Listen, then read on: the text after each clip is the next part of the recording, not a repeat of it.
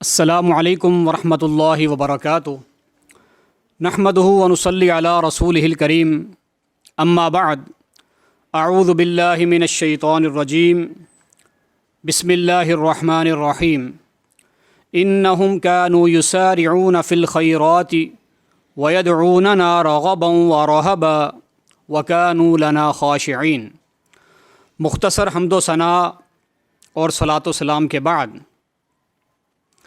عزیزان گرامی قدر، انبیاء کرام علیہم الصلاۃ والتسلیم اس کائنات میں ایک مقدس ترین سب سے عظیم الشان جماعت گزری ہے۔ جو انبیاء کرام علیہم الصلاۃ والتسلیم ہوتے ہیں وہ اللہ کے منتخب کردہ اور اللہ کے نمائندے ہوتے ہیں۔ جو تاثیر ان کی زبان میں اور ان کی دعاؤں میں ہوتی ہے، یقینی سی بات ہے وہ کسی اور زبان میں نہیں۔ آج کے اس درس میں ہم آپ حضرات کے سامنے وہ دعائیں پیش کریں گے جو انبیاء کرام علیہم الصلاۃ والتسلیم نے اللہ رب العالمین سے مانگیں۔ دیکھیے، اس کا سب سے سبق آموز پہلو یہ ہے کہ عام ہو یا خاص ہو، نیک ہو یا بد ہو، نبی ہو یا ولی ہو، ہر کوئی اللہ کے در کا فقیر ہے، ہر کوئی اللہ کے در کا محتاج ہے۔ یہ سب سے زیادہ اہم ترین بات ہے ان دعاؤں میں، اور اللہ تبارک و تعالیٰ کا بھی یہی فرمان ہے، یا ایھا الناس انتم الفقراء الی اللہ واللہ هو الغنی الحمید۔ کائنات میں بسنے والوں، تم سب کے سب، خواہ کوئی بھی ہو، اعلیٰ ہو ادنا ہو، نبی ہو ولی ہو، کوئی بھی ہو، تم سب اللہ کے در کے فقیر ہو۔ اللہ ہی بے نیاز بادشاہ ہے، وہی لائق تعریف ہے، تم سب اللہ کے در کے فقیر۔ تو انبیاء کرام علیہم الصلاۃ والتسلیم نے جو عاجزانہ اور مخلصانہ دعائیں اللہ تعالیٰ سے مانگی ہیں، جو قرآن مجید میں مذکور ہیں، آج ہم ان دعاؤں کا ذکر کریں گے اور کوشش کریں کہ ان دعاؤں کو یاد کریں، یہ ہماری دعاؤں کا حصہ بن جائیں۔ وہ الفاظ، وہ کلمات جو انبیاء کرام علیہم السلام نے ادا کیے، یہ قرآن کی دعائیں ہیں، انبیاء کرام علیہم السلام کی زبانی۔ حضرت آدم علیہ الصلاۃ والتسلیم، ابو البشر، ان کی دعا سورۃ الاعراف آیت نمبر 23 میں اللہ رب العالمین کے قرآن مجید میں یہ دعا مذکور ہے، ربنا ظلمنا انفسنا وان لم تغفر لنا وترحمنا لنکونن من الخاسرین۔ یہ عظیم الشان دعا سورۃ الاعراف آیت نمبر 23 میں موجود ہے۔ اے ہمارے پروردگار، ہم نے اپنی جانوں پہ ظلم کر بیٹھے ہیں، ہم سے زیادتی ہو چکی ہے، اگر آپ نے ہمیں معاف نہ کیا، آپ نے ہم پر رحم نہ کیا، تو ہم نقصان اٹھانے والوں میں سے ہو جائیں گے۔ کتنی عظیم الشان دعا ہے۔ جناب نوح علیہ الصلاۃ والتسلیم، 950 سال کا تبلیغی دور ہے، دور نبوت ہے، دعوت کا دور ہے، 950 سال۔ ان کی دعائیں اللہ رب العالمین نے قرآن مجید میں بیان فرمائیں۔ حضرت نوح علیہ السلام کی دعا، یہ سورۃ النوح آیت نمبر 28 میں دعا کریں، رب اغفر لی ولوالدی ولمن دخل بیتی مؤمنا وللمؤمنین والمؤمنات ولا تزد الظالمین الا تبارا۔ اے میرے پروردگار، مجھے معاف فرما دے، میرے ماں باپ کو معاف فرما دے، اور جو میرے گھر میں داخل ہو ایمان کی حالت میں اسے معاف کر دے، وللمؤمنین والمؤمنات، اور جملہ مومن مردوں اور مومن عورتوں کو معاف فرما دے۔ کتنی عظیم الشان دعا ہے جناب نوح علیہ الصلاۃ والسلام کی، رب اغفر لی ولوالدی ولمن دخل بیتی مؤمنا وللمؤمنین والمؤمنات ولا تزد الظالمین الا تبارا۔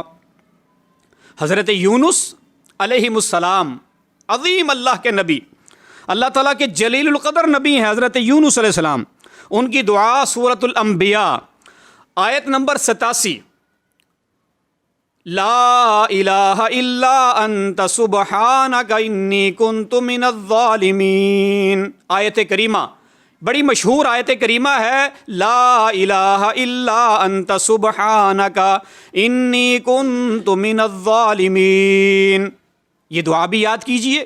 کتنی بڑی سے بڑی مشکل کیوں نہ ہو، بڑی سے بڑی مصیبت کیوں نہ ہو، انسان کے سامنے کوئی راستہ انسان کو بچاؤ کا نظر نہ بھی آ رہا ہو، اس دعا کے ساتھ جب وہ اللہ رب العالمین کو پکارتا ہے، اللہ رب العالمین اس کی تمام مشکلات و مصائب کو اللہ تعالیٰ ٹال دیتا ہے. اور حدیث مبارکہ میں آتا ہے، جناب رسول اللہ صلی اللہ علیہ وسلم نے فرمایا، جو شخص، جو مرد و عورت مصیبت زدہ شخص اس دعا کو پڑھتا ہے، اللہ تعالیٰ اپنے فضل سے، اپنے کرم سے اور اس دعا کی برکت سے اللہ تعالیٰ اس کی مصیبت کو ٹال دیتا ہے.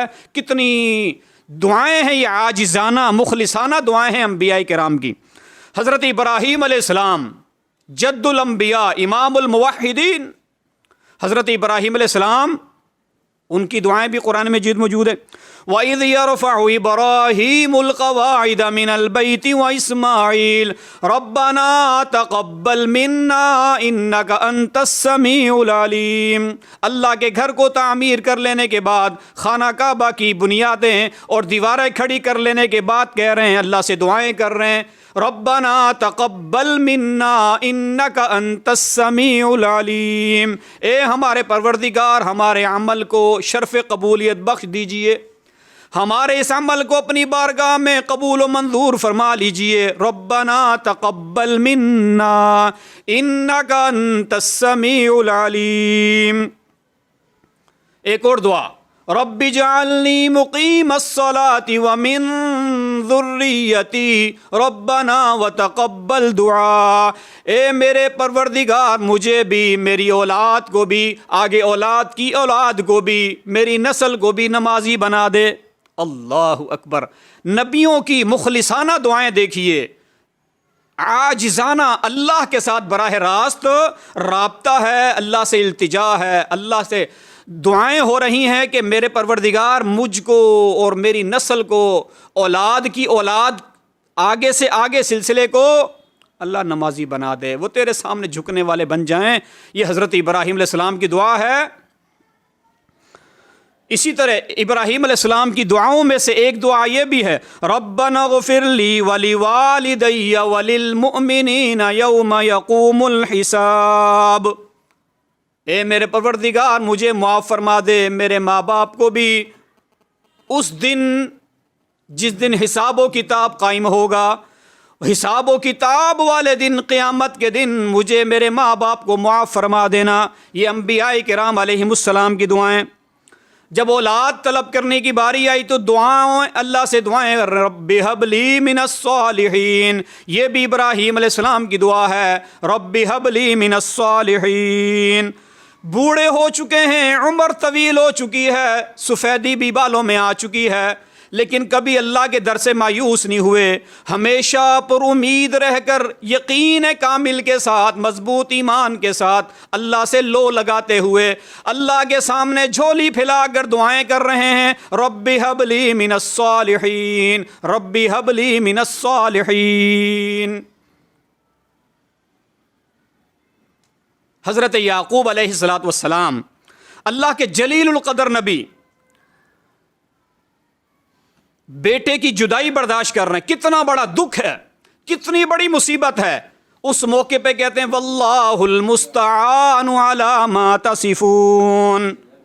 حضرت یعقوب علیہ السلام کی ایک اور دعا، انما اشکو بثی وحزنی الی اللہ، انما اشکو بثی وحزنی الی اللہ. میں اپنا دکھڑا اللہ کو سنا رہا ہوں، اپنا دکھ، اپنی پریشانی اللہ کے عدالت میں پیش کر رہا ہوں. وہی مولا ہے، وہی ملجا ہے، وہی ماوا ہے، وہی مشکل کشا ہے، وہی حاجت روا ہے. انما اشکو بثی وحزنی الی اللہ. یہ حضرت یعقوب علیہ السلام کی دعا. پریشانی میں، مصیبت میں، دکھ کے موقع پر ہم میں سے ہر شخص کو اس طرح کی دعائیں اللہ سے مانگنی چاہیے. یہ قرآن مجید کی دعائیں ہیں، انبیاء کرام علیہم السلام کی مخلصانہ دعائیں. ادھر جناب یوسف علیہ السلام جو جیل کی کال کوٹری میں ہیں، ناکردہ جرم کی سزا نہ کردہ جرم کی سزا میں وہ اللہ سے جیل میں بیٹھے اللہ سے دعائیں کر رہے ہیں۔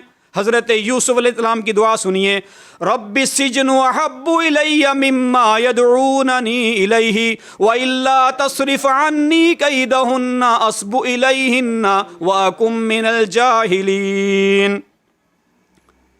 حالانکہ وہ پاک دامنی عزت اور عصمت کے اعلیٰ ترین مقام پر فائز تھے، اعلیٰ ترین معیار پر ہیں عزت کے، عصمت کے۔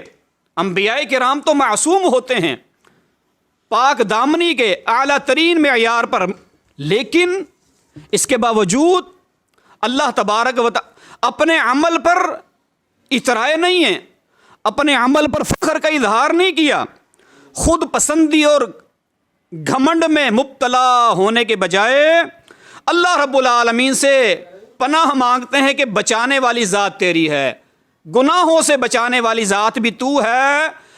اپنے کسی عمل پر گھمنڈ نہیں کیا، خود پسندی میں مبتلا نہیں ہوئے، اور اس عزیز مصر کی بیوی کی دعوت گناہ پر بچ نکلتے ہیں، لیکن خود پسندی میں مبتلا ہونے کے بجائے اللہ کی پناہ طلب کرتے ہیں۔ حضرت یوسف علیہ السلام کی ایک اور دعا، رب انی قد آتیتنی من الملک وعلمتنی من تأویل الاحادیث، اے میرے پروردگار یہ حکومت اور ریاست، یہ خلافت اور ریاست، یہ عہدہ اور منصب اے میرے رب آپ نے مجھے عطا کیا ہے، آپ ہی دینے والے ہیں، آپ ہی نوازنے والے ہیں۔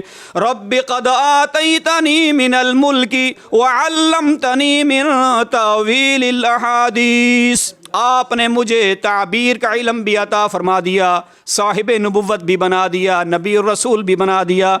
اب دعا کر رہے ہیں، فاطر السماوات والارض انت ولی فی الدنیا والآخرہ توفنی مسلما توفنی مسلما توفنی مسلما والحقنی بالصالحین۔